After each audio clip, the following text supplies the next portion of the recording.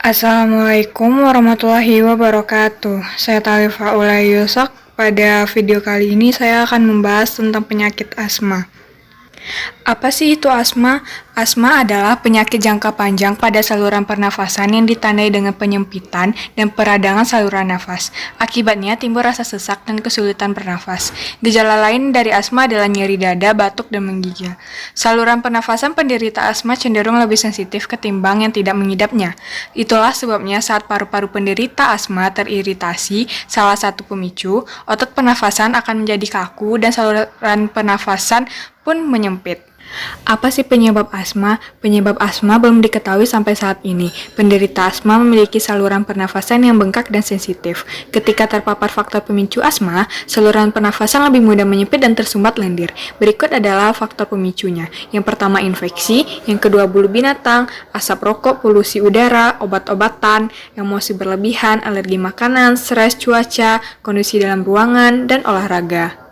Selanjutnya, bagaimana proses pernafasan normal dengan pernafasan pada penyakit asma? Pada proses pernafasan normal, saat kamu mengambil nafas, udara masuk ke dalam tubuh melalui hidung dan mulut.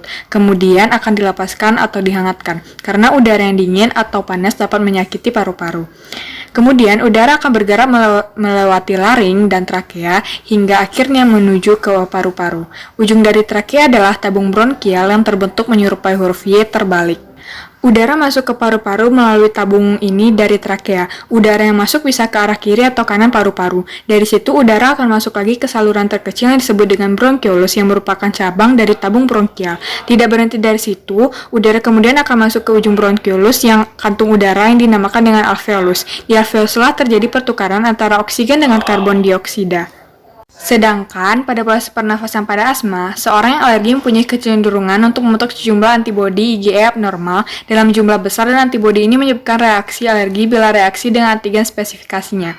Pada asma, antibodi ini terutama melekat pada sel emas yang terdapat pada interstisial paru yang berhubungan erat dengan bronkiolus dan bronkus kecil. Bila seseorang menghirup alergen, maka antibodi IgE orang tersebut meningkat.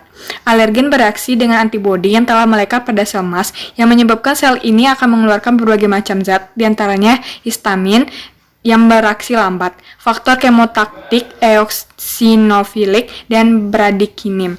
Efek gabungan dari faktor itu akan menghasilkan edema lokal pada dinding bronkiolus kecil maupun reaksi mukus yang kental dalam lumen bronkiolus dan spasma otot paut bronkiolus sehingga menyebabkan tahanan saluran nafas menjadi sangat meningkat pada asma. Diameter bronkiolus lebih berkurang selama ekspirasi daripada inspirasi. Karena bronkiolus sudah tersumbat sebagian, maka sumbatan selanjutnya adalah akibat dari tekanan eksternal yang menimbulkan obstruksi berat terutama selama ekspirasi. Maka terjadilah asma tersebut. Selanjutnya, apa saja gejala asma? Yang pertama menggigil, batuk dan dada terasa seperti terhimpit, aktivitas makan, bicara, dan tidur terganggu, jantung berdebar, kebingungan, letih atau pusing, jari atau bibir membiru. Gejala asma terasa lebih berat pada tengah malam dan awal pagi hari.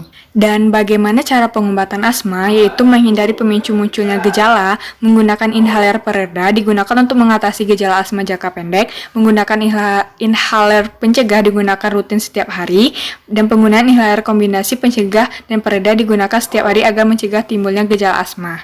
Nah, yang paling penting adalah pencegahan asma, yaitu mengenali dan menghindari pemicu asma, mengikuti anjuran rencana dokter, melakukan langkah pengobatan, menggunakan obat-obatan asma, memonitor kondisi saluran nafas, dan mengatur pola hidup sehat.